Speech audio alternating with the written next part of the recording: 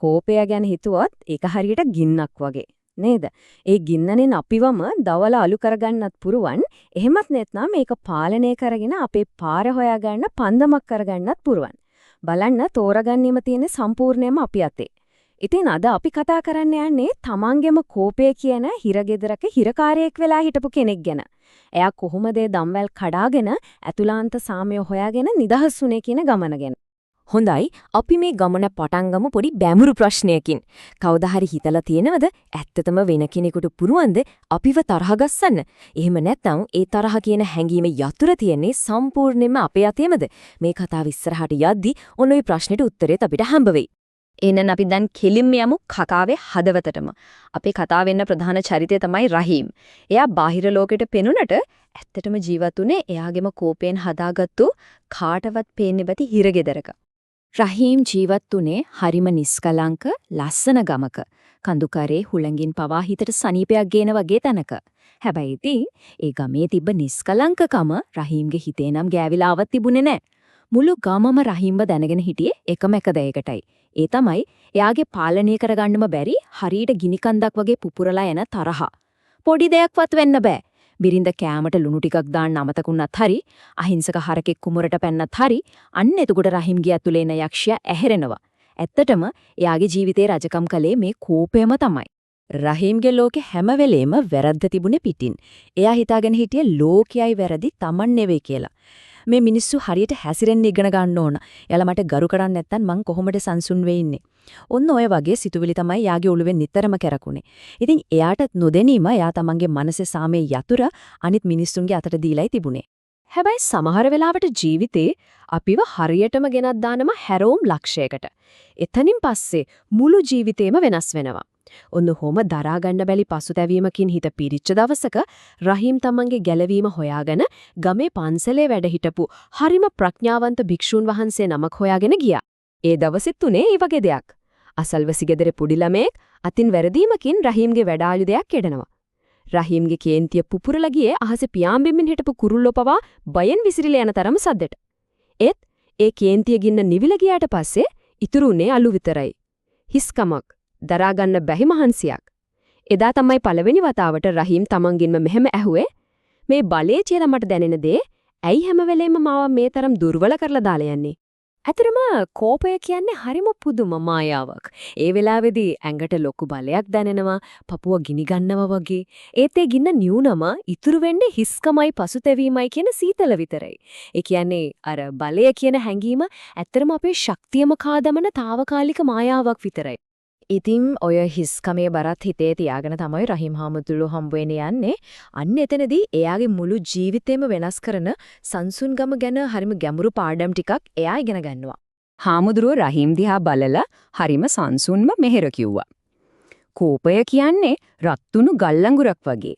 ඒක තව කෙනෙක්ට ගහන්න අතේ තියාගෙන ඉන්නකොට මුලින්ම පිච්චෙන්නේ තමන්ගේම අත. ඒ වචන වලින් හාමුදුරුවෝ පෙන්නලා දුන්නේ කෝපය කියන්නේ අපි අනුන්ට විසි කරන ආයුධයක් නෙවෙයි අපි අපිටම කරගන්න හානියක් කියන එක. ඊළඟට උන්වහන්සේ කියලා දුන්නා හරිම වැදගත් දෙයක්. ඒ තමයි ක්ෂණිකව ක්‍රියා කරන එකයි සිතලා බලලා ප්‍රතිචාර දක්වන එකයි අතර තියෙන ලොකු වෙනස. උන්වහන්සේ මෙහෙම කිව්වා හිතන්න කවුරු හරි කෙනෙක් දිහාට මඩ ගුලියක් විසි කරනවා කියලා. ඒ කෙනාට පුළුවන් එක්ක ඒක අල්ලගෙන Tamanවම කිලිටි කරගන්න. නැත්නම් පුළුවන් පොඩ්ඩක් පැත්තකට වෙලා ඒකට නිකන්ම යන්න දෙන්න. තෝරා ගැනීම ඒ කෙනාතේ. බලන්න. ශනිකව ක්‍රියා කරනවා කියන්නේ අර මඩගුලිය අල්ල ගන්නවා වගේ වැඩක්. එතකොට වෙන්නේ මොකද්ද? මනස කැළඹෙනවා, පාලනය නැති වෙනවා. ඒත් ප්‍රතිචාර දක්වනවා කියන්නේ අර පැත්තකට වෙනවා වගේ. එතකොට මනසත් පැහැදිලි, පාලනයත් Taman අතේමයි. මේක තවත් පැහැදිලි කරන්න හාමුදුරුවෝ හරි අපූර්ව උපමාවක් ගෙනාවා.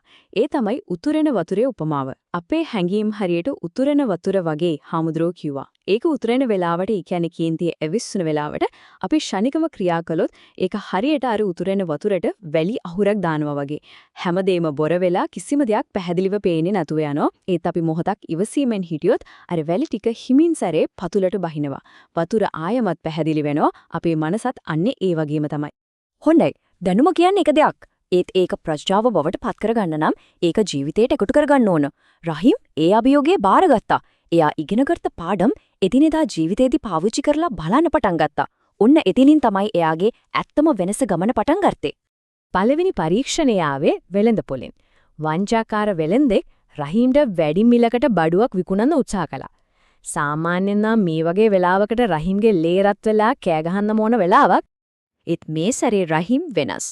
කේන්තියේ ගිනි පුපුරු ඇතුලෙන් උඩට එනකොටම එයාට හාමුදුරුවන්ගේ වචන මතක් වුණා. ගැඹුරු හුස්මක් අරගෙන එයා හරිම සංසුන්ව කිව්වා ස්තුතියි. ඒත් මට අවශ්‍ය දේ අවංක කෙනෙක්ගෙන් මිලදී ගන්නම් කියලා. එහෙම කියලා එයා එතනින් අයින් වෙලා ගියා. වෙලෙන්දත් පුදුමයෙන් බලාගෙන හිටියා. ඒත් ඊටත් වඩා රහීම්ට තමන් ගැනම පුදුම හිතුණා. මොකද කෝපය වෙනුවට එයාට දැනුනේ පුදුමාකාර සාමයක්. දෙවනි පරීක්ෂණේ ඊට ටිකක් අමාරුයි. මොකද ඒක එල්ල උනේ කෙලින්ම එයාගේ හදවතට. ගමේ තරුණියෝ ටිකක් එකතු වෙලා එයාට හයියෙන් hina වෙලා කිව්වා අන්න බලන්නකෝ අපි කේන්තිකාරයා දෙන් සාන්තුවරයෙක් වෙලා කියලා. ඒ වචන හරියට ඊතල වගේ යාගේ ආත්මගරුත්වයට ඇනුණා. රහීම්ගේ ඇතුලේ තිබ්බ අර පරණ ගින්න ආයෙත් පත්තු වෙන්න හැදුවා. ඒත් ඒ මොහොතේම එයාට හාමුදුරුවන්ගේ වචන මතක් වුණා. එයා අර තරුණියෝ දිහා බලලා හරිම මෘදු විදිහට hina වෙලා මෙහෙම කිව්වා. කවුරු හරි කෙනෙක් ඔයාලට වසපිරවු කුසලානියක් දුන්නොත් ඔයාලා ඒක බොන්න ඕන නේද? ඒ උත්තරේ කඩුවකටත් වඩා තියෙනුයි. ඒකෙන් පැහැදිලිවම පෙරුණා රහීමේ පාඩම කොයිතරම් ගැඹුරට තේරුම් අරගෙනද කියලා. ඔන්න ඔය සිදුවීම් වලින් පස්සේ රහීම්ගේ පරිවර්තනය සම්පූර්ණ වුණා. එදා කෝපයේ හිරකාරයා වෙලා හිටපු කෙනා දැන් ප්‍රඥාවේ ගුරුවරයෙක් බවට පත් වෙලා. එයාගේ ජීවිතය සම්පූර්ණයෙන්ම වෙනස් වුණා. පොඩි දෙයකටත් ඇවිලුණ ගින්න වෙනුවට දැන් එයාගේ මුහුණේ තිබුණේ හරිම සංසුන් හිනාවක්. මොකක් හරි දෙයක් වැරදුනත් එයා කලබල වුණේ නැහැ. ටිකෙන් ටික කේන්තිකාර රහීම් කියන නම වෙනුවට ප්‍රඥාවන්ත රහීම් විදිහට එයා ගම පුරාම ප්‍රසිද්ධ වුණා. අනිත් මිනිස්සු තමන්ගේ ප්‍රශ්නවලට උත්තර හොයාගෙන යාළඟට එන්න පටන් ගත්තා. හාමුදුරුවන්ගේ අවසාන පාඩම රහීම්ට ඇත්තටම ටියුන්ගේ කාලයක් ගියාට පස්සේ. ඔබ කුණාටුව දැක පලා නොගොස් සිටින විට කුණාටුව ඔබ පසුපස හඹා ඒම නවත්තනවා. ඒකේ තේරුම තමයි අපි අපේ ඇතුලේ තියෙන අභියෝග වලින් පැනලා දුවන්නේ නැතුව ඒවට කෙලින්ම මූණ දෙනකොට ඒවට අපිව පාලනය කරන්න තියෙන බලය නැති වෙලා යනවා. ඉතින් රහීම්ගේ කතාවෙන් අපිට ඉගෙන ගන්න පුළුවන් ගැඹුරුම පාඩම තමයි මේ. සැබෑ ශක්තිය තියෙන්නේ ආපහු කෑ ගහන එකේ නෙවෙයි. ඒක තියෙන්නේ මොන වගේ කුණාටුවක් ආවත් තමන්ගේ අතුලාන්ත සාමයේ තෝරගැනීමේ නිහඬ බලය තුල. අපි මේ කතාව අවසන් කරමු මේ ප්‍රශ්නයත් එක්ක. මේ සතියේදී අන්නේ පිරිනමන කුමන වස කුසලානියද අපි පානීය කීම ප්‍රතික්ෂේප කරන්නේ. ඒක සමහර විට සමච්චලයක් වෙන්න පුළුවන්, අනවශ්‍ය විවේචනයක් වෙන්න පුළුවන්, එහෙමත් නැත්නම් අසාධාරණ චෝදනාවක් වෙන්න පුළුවන්. මතක තියාගන්න ඒක බොනවද නැද්ද කියන තීරණය හැම විටම තියෙන තමමත්